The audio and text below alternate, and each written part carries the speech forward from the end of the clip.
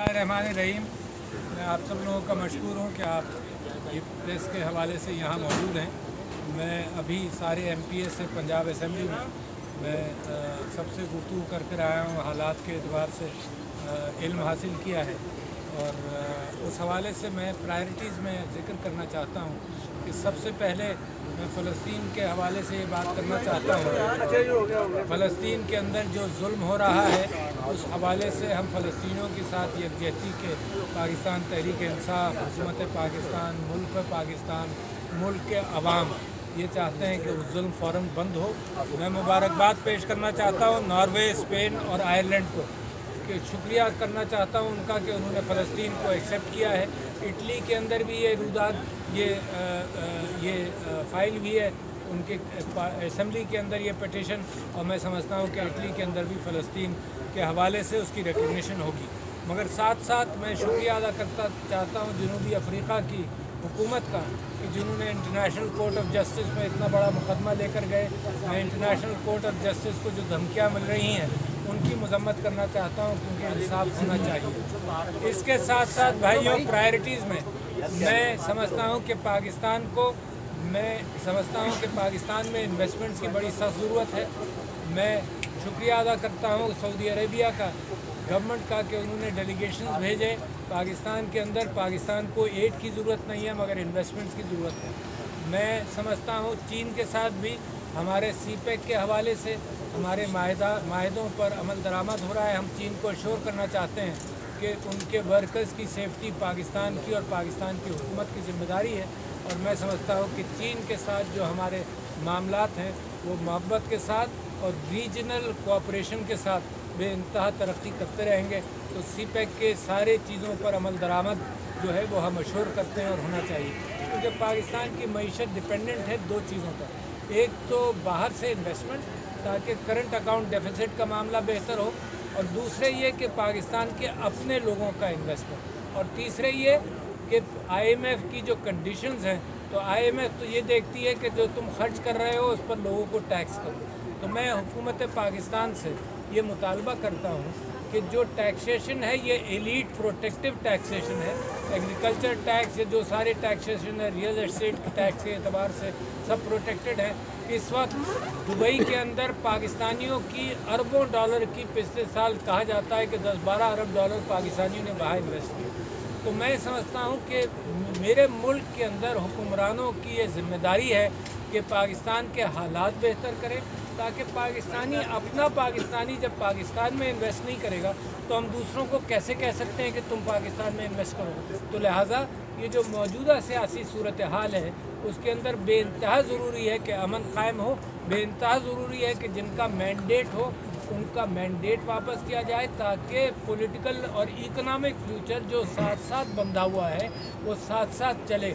ये दूरअंदेशी की बात नहीं है कि पॉलिटिकल यहाँ का हालात ख़राब रहें और इन्वेस्टमेंट, अपना देसी आदमी जब इन्वेस्टमेंट नहीं करेगा तो बाहर वाला कैसे आएगा, ये बात मेरी समझ में नहीं आती। तो मैं वेलकम करता हूँ इंटरनेशनल इन्वेस्टमेंट्स, उनको कहता हूँ कि करें, और मौजूदा हुक्मरानों से मैं ये कहना चाहता हूँ कि पाकिस्तान के पॉलिटिकल प्रॉब्लम्स को सॉल्व करें, ताकि मेरे मुल्क के अंदर जो गुर्बत बढ़ती चली जा रही है, जो बच्चे 2,62,00,000 बाहर बैठे हुए हैं, जो मरीज़ों की तादाद बढ़ रही है, मैटरनल मॉर्टेलिटी रेट जो है, मेरा ख्याल दुनिया के अफ्रीका का एक मुल्क है लेसोथो शायद,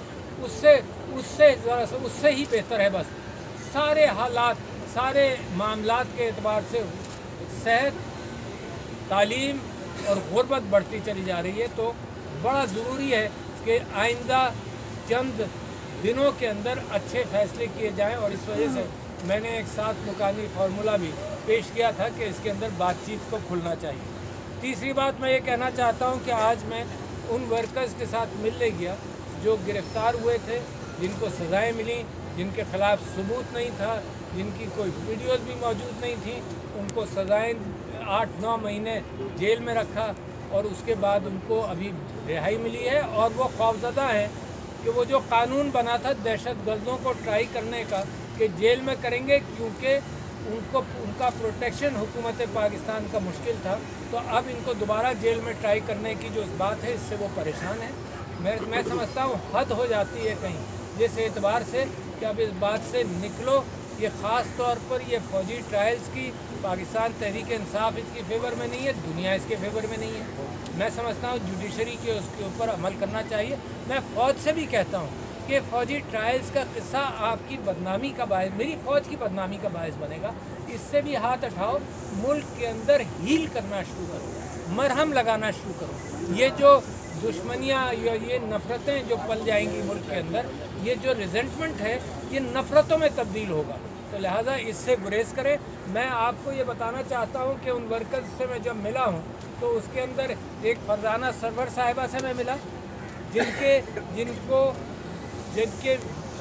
हस्बैंड जब बिल्कुल क्रिटिकल हालत में थे तब इनको पैरोल मिला, और जैसे ही पैरोल मिला तो उन्होंने आज मुझे बताया कि उनसे ये कहा गया कि तुम्हें रिहाई जब मिलेगी, बाहर तुम जब जाओगी अपने मियाँ के साथ मिलोगी, और उसके मियाँ का बिल्कुल बस्तर मर्ग पर थे, जिसको हेपेटाइटिस हुआ जेल के दौरान।